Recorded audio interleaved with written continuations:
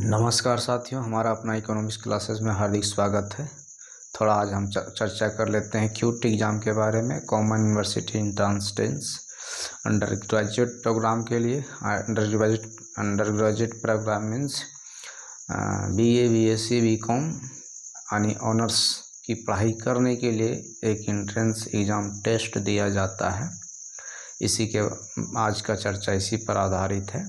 हम लोग यहाँ पर इसके सिलेबस की बात कर लेंगे।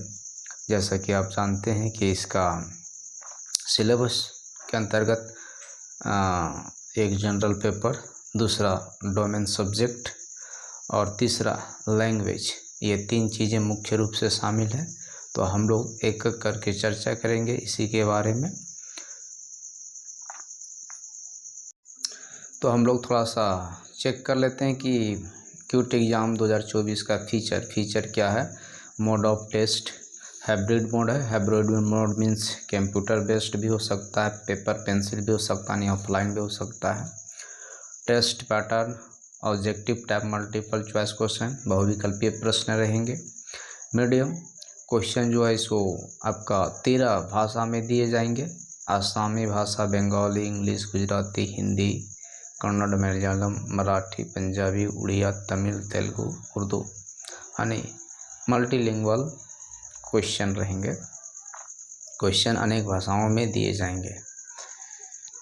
उसमें से हम लोग सब्जेक्ट पर फोकस करना है कि सब्जेक्ट क्या क्या होगा। तो सब्जेक्ट के रूप में आपका जैसे सबसे पहले हम लोग लैंग्वेज को लेते हैं। लैंग्वेज पेपर से भी एक सेलेक्ट करना होता है।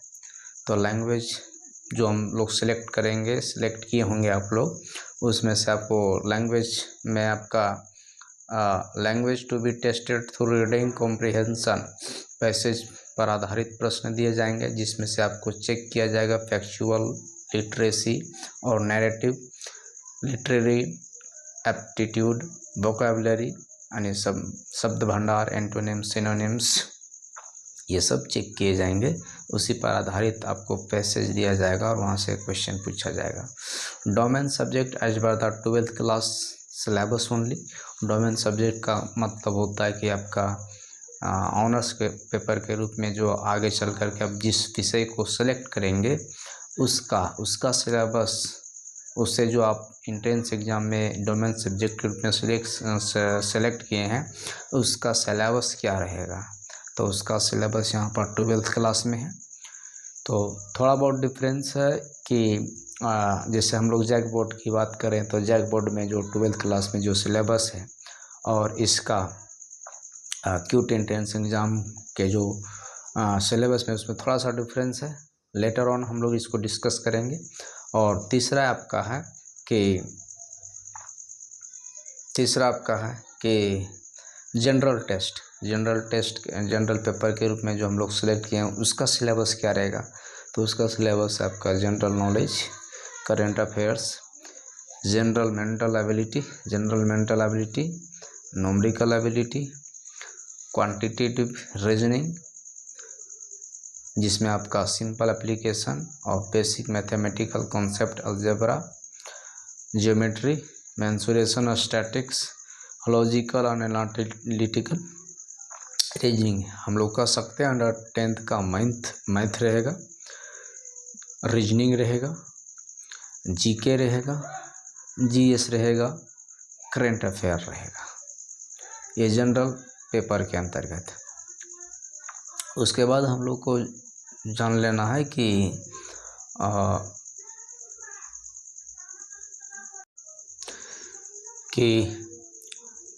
जो डोमेन सब्जेक्ट के रूप में सेलेक्ट किया जाएगा उसमें से आपका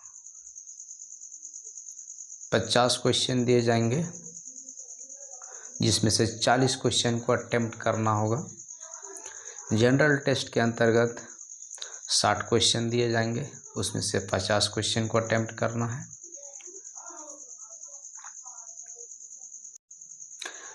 इसके लिए जो टाइम दिया गया है कि डोमेन सब्जेक्ट के लिए जो टाइमिंग दिया है वो 45 मिनट दिया गया है। 45 मिनट 50 क्वेश्चन, जिसमें से 40 क्वेश्चन को अटेम्प्ट करना होगा। अच्छा, 45 मिनट, उसमें से किसको, mathematics, applied mathematics, accountancy, physics, chemistry, economics, computer science, informative practices, general test which would be 60 minute. तो इन सब्जेक्टों को छोड़ करके बाकी जो डोमेन सब्जेक्ट के रूप में जो कैंडिडेट सेलेक्ट करेंगे उनको 45 मिनट दिया जाएगा। और जो अभी सब्जेक्ट बताया गया है, mathematics, accountancy, physics, chemistry, economics, computer science, informatic practices, general test, इसके लिए 60 मिनट दिया जाएगा। और सेकेंड जो इम्पोर्टेंट बात है कि जनरल टेस्ट के लिए जो पेपर सेलेक्ट किया गया है उसके लिए भी 60 मिनट दिए जाएंगे। अच्छा, उसमें से आपका 60 क्वेश्चन रहेगा, जिसमें 50 को अटेम्प्ट करना रहेगा। जनरल टेस्ट में 60 क्वेश्चन में से 50 क्वेश्चन को अटेम्प्ट करना रहेगा। थोड़ा हम लोग सिलेबस को देख लीजिए। लैंग्वेज के लिए, language to be tested through reading comprehension based on different types of passages, factual, literary, narrative, literary aptitude and vocabulary। अच्छा, डोमेन सब्जेक्ट के लिए जो सिलेबस है वो दिया गया है, थोड़ा देरी में हम उसको डिस्कस कर लेंगे।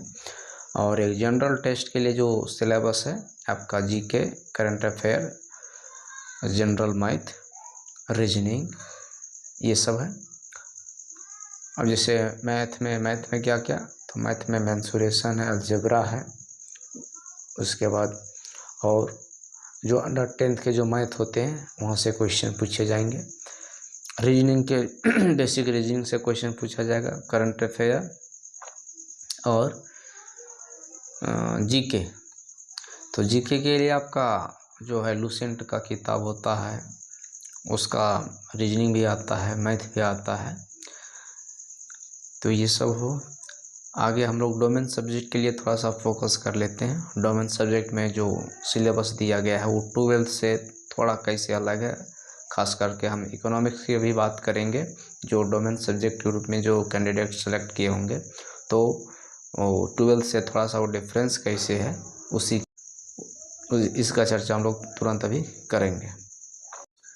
तो डोमेन सब्जेक्ट इकोनॉमिक्स का सिलेबस पहला क्या है, इंट्रोडक्शन ऑफ मैक्रो इकोनॉमिक्स, व्यष्टि अर्थशास्त्र का परिचय, पहला यूनिट हुआ। दूसरा यूनिट हुआ कि कंज्यूमर्स बिहेवियर एंड डिमांड, उपभोक्ता का व्यवहार एवं मांग।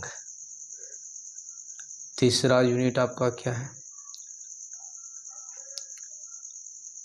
तीसरा यूनिट के अंतर्गत है आपका कि इंट्रोडक्टरी मैक्रो इकोनॉमिक्स, परिचयात्मक समष्टि अर्थशास्त्र के अंतर्गत क्या पढ़ना है, तो उसके अंतर्गत पढ़ना है आपको कि national income and related aggregates, राष्ट्रीय आय एवं संबंधित समुच्चय, बेसिक कॉन्सेप्ट एंड मेजरमेंट, मूलभूत अवधारणा एवं माप, ये यूनिट 3 के अंतर्गत पढ़ना है। अगला क्या है, तो अगला है determination of income and employment, आय एवं रोजगार का निर्धारण। नेक्स्ट यूनिट है मनी एंड बैंकिंग, और उसके अगला यूनिट है government budget and the economy. Next unit है बैलेंस ऑफ पेमेंट। ये तो आपका जैक बोर्ड का जो 12th क्लास का सिलेबस है वहाँ से इतना मैच करता है। आगे जो अलग है उसकी बात कर लेते हैं कि इंडियन इकोनॉमिक डेवलपमेंट, ये जो है ये थोड़ा सा एक तरीके से जैक बोर्ड 12th क्लास के सिलेबस में ये मेंशन नहीं बल्कि 11th क्लास में मेंशन है। ये development experiences and economic reforms since 1991, विकास नीतियाँ 1947 से 90 तक, और आर्थिक सुधार 1991 से, ये 11th क्लास का सिलेबस का टॉपिक है, चैप्टर है। और नेक्स्ट जो है current challenges facing the Indian economy, भारतीय अर्थव्यवस्था की वर्तमान चुनौतियाँ, ये भी 11th क्लास का टॉपिक है जैक बोर्ड के अनुसार। तो ये थोड़ा सा अलग है, ये ऐड करना पड़ेगा आपको। वैसे कैंडिडेट जो डोमेन सब्जेक्ट के रूप में इकोनॉमिक्स को लिए हैं उनको ये ऐड करना पड़ेगा। हम इसके अंदर की टॉपिक की बात कर लें, इसके अंदर की टॉपिक के अंतर्गत क्या क्या पढ़ना है तो उसको भी चेक कर लेते हैं कि क्या क्या पढ़ना है उसके अंतर्गत। जैसे आपका देखिए इंट्रोडक्शन टू मैक्रो इकोनॉमिक्स के अंतर्गत यानी परिचयात्मक व्यष्टि अर्थशास्त्र के अंतर्गत उसका परिचय पढ़ना है। और दूसरा सेंट्रल प्रॉब्लम कहने का मतलब होता है केंद्रीय समस्या या केंद्रीय आर्थिक समस्या, केंद्रीय आर्थिक समस्या।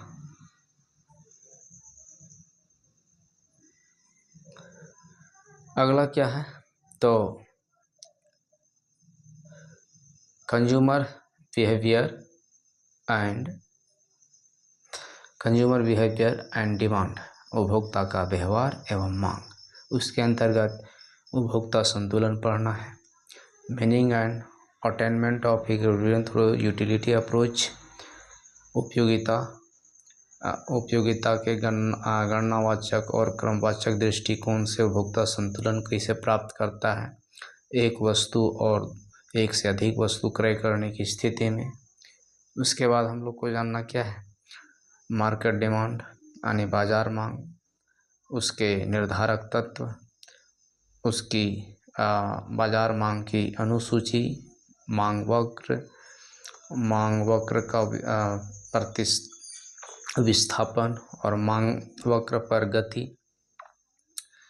उसके बाद प्राइस इलास्टिसिटी ऑफ डिमांड, मांग की लोच, मेजरमेंट ऑफ प्राइस इलास्टिसिटी, मांग की लोच की माप की विधियाँ, परसेंटेज विधि यानी प्रतिशत विधि, कुल व्यय विधि और ज्यामितीय विधि से मांग की लोच माप करने की विधियों को जानना है।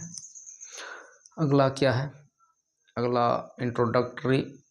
अब देखिए इसमें जो 12th क्लास में पूरी सिलेबस यहाँ पर जैक बोर्ड के अनुसार नहीं दिया हुआ। जैसे इसमें मार्केट छूट गया है, मार्केट ऐड नहीं है, बाजार और उसके विभिन्न स्वरूप यानी हम कह सकते हैं कि यूनिट नंबर 4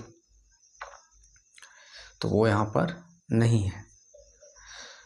अच्छा उसके बाद क्या है कि अगला है national income and related aggregates basic concept and measurement.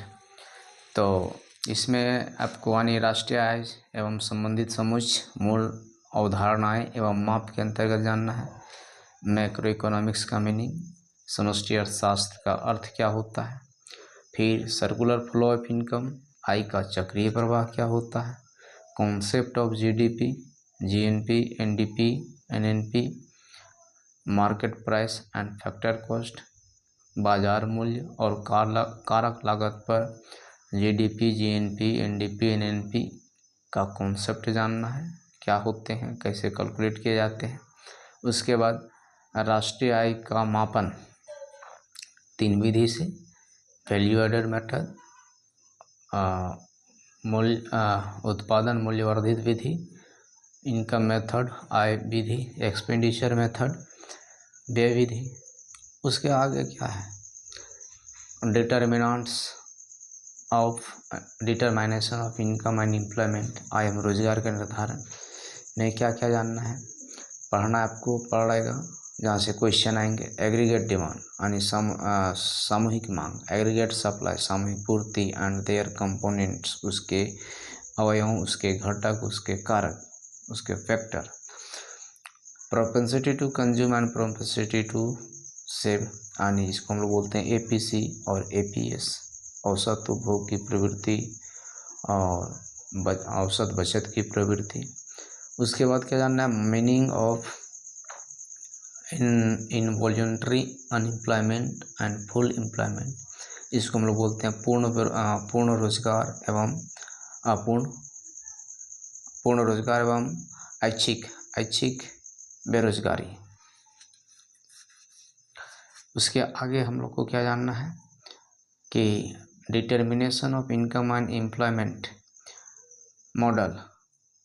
तो आय एवं रोजगार द्विक्षेत्रीय अर्थव्यवस्था में आय और रोजगार का निर्धारण कैसे होता है, यानी एडी और एएस से एग्रीगेट डिमांड एग्रीगेट सप्लाई से संपूर्ण मांग संपूर्ण पूर्ति से आय और रोजगार का निर्धारण कैसे होता है, उसी को जानना है हम लोग को, ये वाला। उसके आगे क्या है, तो उसके आगे है कि कंसेप्ट ऑफ इन्वेस्टमेंट मल्टीप्लायर, यानी गुणक की अवधारणा को जानना है और उसकी कार्यशीलता को जानना है। अगला है problem of excess and deficient demand, अधिमांग और न्यून मांग की समस्याएं को जानना है। नेक्स्ट टॉपिक में कि अधिमांग और न्यून मांग की समस्याओं को कैसे मापते हैं, उन समस्याओं को हल करने के कौन कौन से उपाय हैं, जिसको हम लोग सरकारी उपाय और मौद्रिक उपाय के नाम से जानते हैं। सरकार उसको कैसे कंट्रोल करती है, राजकोषीय नीति से और केंद्रीय बैंक जो होती है वो मौद्रिक नीति से इन समस्याओं को हल करती है, उसको भी जानना है। मनी एंड बैंकिंग के अंतर्गत देखिए मुद्रा एवं बैंक के अंतर्गत मनी का अर्थ यानी money meaning evolution and function, money का अर्थ विकास और कार्य। दूसरा टॉपिक सेंट्रल बैंक का मीनिंग एंड फंक्शन, यानी केंद्रीय बैंक का अर्थ और कार्य। तीसरा टॉपिक है commercial banks meaning and function, व्यवसायिक बैंक के अर्थ और कार्य, ये जानना है। अगला है कि गवर्नमेंट बजट एंड इकोनॉमी नामक यूनिटी, सरकारी बजट और अर्थव्यवस्था, उसमें अब क्या क्या पढ़ना है, तो government budget meaning and it's component, सरकारी बजट के अर्थ और इसके घटक। घटक का मतलब होता है कि पूंजीगत बजट, राजस्व बजट, पूंजीगत बजट में पूंजीगत आय, पूंजीगत व्यय, राजस्व बजट में राजस्व आय, राजस्व व्यय, फिर उसके जो कंपोनेंट है उसको जानना रहेगा। ऑब्जेक्टिव्स ऑफ गवर्नमेंट बजट, सरकारी बजट के उद्देश्य क्या क्या होते हैं। Classification of receipt, revenue and capital, राजस्व और पूंजीगत प्राप्तियों का वर्गीकरण, राजस्व और पूंजीगत व्यय का वर्गीकरण, योजना व्यय, गैर योजना व्यय, विकास व्यय, गैर विकास व्यय, इन सबों को जानना है। देखिए ये इस टॉपिक का वीडियो इस चैनल पर अपलोड किया हुआ है, आप चाहें तो उसको वॉच कर सकते हैं। अगला है balance budget, balance budget, surplus budget and deficit budget, meaning and implications. इसका मतलब हुआ कि घाटे का बजट, संतुलित बजट और बचत का बजट के अर्थ और उसका इम्प्लीकेशन यानी उसका अनुप्रयोग जानना है। अगला जानना है कि विभिन्न प्रकार की घाटे, डेफिसिट, जिसको revenue deficit, fiscal deficit, primary deficit, हम लोग इसका मीनिंग और इम्प्लीकेशन जानना है। इसको मापने के लिए जो अलग अलग होते हैं उसको भी जानना है। तो इसको हम लोग बोलते हैं, रेवेन्यू डेफिसिट को बोलते हैं राजस्व घाटा, फिस्कल डेफिसिट को राजकोषीय घाटा और प्राइमरी डेफिसिट को प्राथमिक घाटा के नाम से जानते हैं। इसका अर्थ और अनुप्रयोग जानना है। अलग अलग घाटों की जो माप होता है उसको भी जानना है। अगला टॉपिक क्या है, बैलेंस ऑफ पेमेंट, भुगतान संतुलन या भुगतान शेष, जिसमें हम लोग को पढ़ना है फॉरेन एक्सचेंज रेट, मैंने उसका मतलब विदेशी विनिमय दर का अर्थ। विदेशी विनिमय दर में फिक्स्ड और फ्लेक्सिबल, स्थिर विनिमय दर और नम्य विनिमय दर, और नम्य विनिमय दर का निर्धारण कैसे होता है इसको भी जानना है। उसके बाद बैलेंस ऑफ पेमेंट अकाउंट, भुगतान शेष के खाते, जो चालू खाता और पूंजी खाता होता है उसका अर्थ जानिए और उसके घटक को जानिए। Brief analysis of recent exchange rate issues, तो brief analysis of recent exchange rate, वर्तमान में जो विनिमय दर अपनाया गया है देश के द्वारा उसके बारे में जानना है। जैसे अभी जो भारत अपनाए हुए वो प्रबंधित तरलशील विनिमय दर है, मैनेज्ड फ्लोटिंग रेट के नाम से जानते हैं, वो है आपका। तो जैक बोर्ड का जो सिलेबस है 12th क्लास का, वो वहाँ से इतना सब लिया गया है। उसमें से जैक बोर्ड के 12th क्लास सिलेबस से जो यूनिट नहीं लिया गया है वो है आपका बाजार और उसके विभिन्न रूप। बाजार और उसके विभिन्न रूप, जिसको हम लोग कह सकते हैं कि उसमें जो एकाधिकारात्मक और पूर्ण प्रतियोगी बाजार और उसमें कीमत निर्धारण वाली जो बात है वो यहाँ पर नहीं पढ़ना है।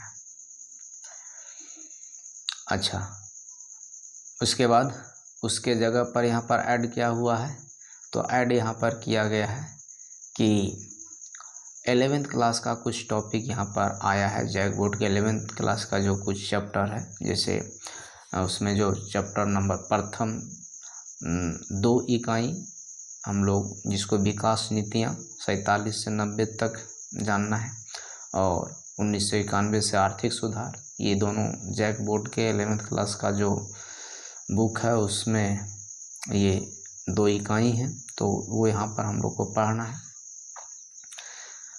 Brief introduction of the state of the Indian economy on the eve of independence, यानी कि स्वतंत्रता के अवसर पर भारतीय अर्थव्यवस्था का जो स्थिति है उसका शॉर्ट ब्रीफ इंट्रोडक्शन है ना, संक्षिप्त परिचय जानना है। इंडियन इकोनॉमिक सिस्टम, भारतीय अर्थव्यवस्था की जो सिस्टम है उसको जानना है। Common goals of 5 year plan, पंचवर्षीय योजना का जो लक्ष्य हैं उसको जानना है। और वही समृद्धि, आधुनिकीकरण, उसके बाद समानता, ये जो गोल थे इसको। उसके बाद क्या, main features, problems and policies of agriculture, main feature of problem and policies of agriculture. कृषि के जो खासियत हैं, कृषि की जो समस्याएं और कृषि संबंधी जो नीतियां हैं उसको जानना है। किस दृष्टिकोण से, इंस्टीट्यूशनल एस्पेक्ट, संस्थागत दृष्टिकोण से, न्यू एग्रीकल्चर स्ट्रेटजी, और नई कृषि रणनीति के तहत कुछ औद्योगिक नीति आप लोग को पढ़ना है। जैसे 1956 की औद्योगिक नीति, SSI, role and importance, foreign exchange trade, तो ये आपका 11th क्लास से के सिलेबस से रिलेटेड है। अब हो सकता है कि ये सब टॉपिक CBSE बोर्ड में 12th क्लास में है। उसके बाद है current challenges facing the Indian economy, भारतीय अर्थव्यवस्था की वर्तमान समस्याएं क्या क्या है उसको जानना है। और ये तो न्यू सिलेबस के अकॉर्डिंग 11th क्लास में भी ये सिलेबस से ये रिमूव हो गया है, पुस्तक में है बातें मेंशन, लेकिन अब यहाँ पर एंट्रेंस एग्ज़ाम में आपको हाईएस्ट स्कोर करने के लिए पढ़ना पड़ेगा। जिससे भारतीय अर्थव्यवस्था की वर्तमान चुनौती में पॉवर्टी, जो एब्सोल्यूट और रिलेटिव, सापेक्ष गरीब और निरपेक्ष गरीबी जानना है। Main programmes for poverty alleviation, गरीबी को नियंत्रित करने के लिए, कम करने के लिए जो कुछ प्रोग्राम, कार्यक्रम, योजना चलाया गया उसको जानना है। और उसके क्रिटिकल असेसमेंट और उसका मूल्यांकन भी करना है।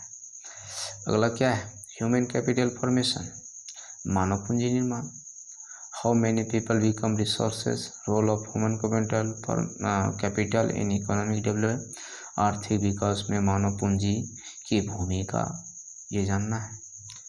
अगला टॉपिक है रूरल डेवलपमेंट, यानी कि ग्रामीण विकास, उसका मुद्दा क्या है। क्रेडिट एंड मार्केटिंग, साख और विपणन बाजार की भूमिका कहाँ पर, कोऑपरेटिव में, सहकारिता में, और एग्रीकल्चर डाइवर्सिफिकेशन में, कृषि वैविध्यकरण और सहकारिता में साख और बाजार यानी विपणन की क्या भूमिका है, उसको यहाँ पर पढ़ना है आपको। यानी सीधा सीधी समझिए कि ग्रामीण विकास पढ़ना है यूनिट। उसके बाद है employment, growth and changes in workforce, growth and change in workforce participation rate, informal and informal sector, problems and policies. तो इसको हम लोग बोलते हैं कि वृद्धि, और WPR कार्यभारी सहभागिता दर। उसके बाद इसमें इनफॉर्मल सेक्टर का मतलब होता है कि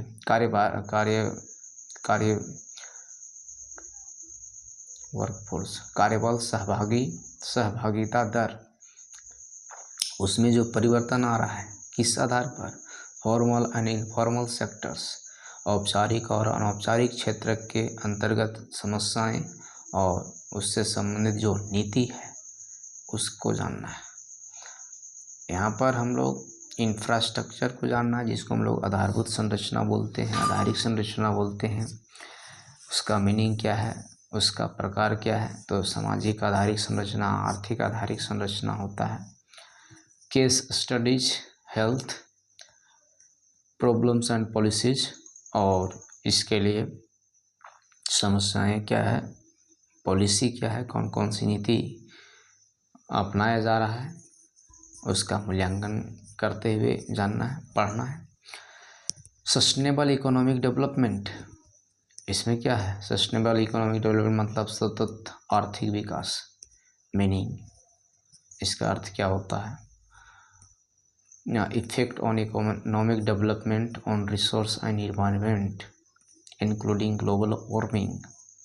तो आर्थिक विकास पर सस्टेनेबल इकोनॉमिक डेवलपमेंट पर का इफेक्ट क्या है, सतत आर्थिक विकास का आर्थिक विकास पर प्रभाव क्या है।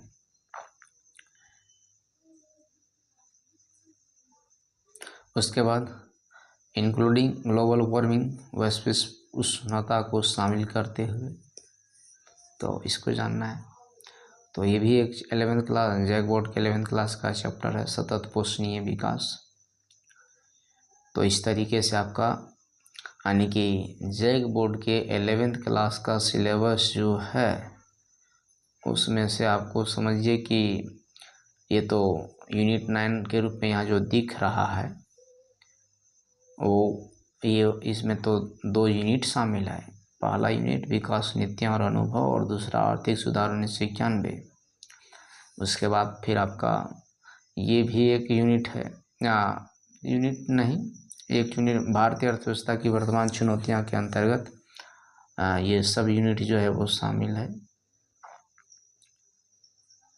और तो एक 2 यूनिट यहाँ हो गया, एक ये 3 यूनिट, और अगला है ये 1 यूनिट ये। तो 11वीं क्लास से 4 यूनिट शामिल किए गए हैं। और चैप्टर काउंट कीजिएगा तो बहुत सारा हो जाएगा। एक चैप्टर ये हो जाएगा, दूसरा, तीसरा, चौथा, पांचवा, छठा, तो 6 गो चैप्टर हो जाएगा। 6 गो, और यहाँ पर जो बचल है 3 गो यहाँ पर है ऊपर में, development experiences and economics reforms since 1991। तो 6, 3, 9 चैप्टर, 11वीं क्लास का 9 चैप्टर शामिल किया गया है इसमें। तो आप क्यूट एग्ज़ाम में ज़्यादा से ज़्यादा स्कोर प्राप्त करने के लिए आपको 11वीं क्लास का सिलेबस भी पढ़ना पड़ेगा, और 12th का तो ही। तो आपको इतना समझ में आ गया होगा कि आप अगर जैक बोर्ड से हैं तो इस तरीके से आपको तैयारी करनी पड़ेगी। 11th क्लास का कुछ जो यूनिट है उसको शामिल किया गया है, 12th क्लास का कुछ यूनिट को छोड़ा गया है। इन बातों को ध्यान में रख कर के आप इसको पढ़ेंगे। 60 क्वेश्चन में से 50 क्वेश्चन आपको अटेम्प्ट करने हैं। इसके लिए 60 मिनट दिया गया है। इकोनॉमिक्स सब्जेक्ट के लिए। हम इस चैनल पर इनसे संबंधित कुछ टॉपिक यहाँ पर हम अपलोड किए हुए हैं, आप उसको वॉच कर सकते हैं। और बचे हुए जो टॉपिक है वो हम समय के साथ अपलोड कर रहे हैं। यूनिट वाइज जो practice question, important objective question जो है उसको भी हम रिकॉर्ड करके इस चैनल पर अपलोड किए हुए हैं। Introduction to the macroeconomics पर आधारित हम वीडियो लेक्चर अपलोड किए हैं। मल्टीपल ऑब्जेक्टिव क्वेश्चन का श्रेणी बनाकर आप उसे विजिट करें, उसे देखें और आप क्यूट एग्ज़ाम में ज़्यादा से ज़्यादा स्कोर करके बेहतर यूनिवर्सिटी में अपना एडमिशन दाखिला करवाएं। इन्हीं बातों के साथ मैं इस क्लास आज यहीं समाप्त करता हूं। धन्यवाद। अच्छा लगे तो चैनल सब्सक्राइब कर दीजिए ताकि मैं भी ज़्यादा से ज़्यादा वीडियो इस पर अपलोड करूं और आप उसका फ़ायदा उठा पाएँ। जय हिंद, जय भारत।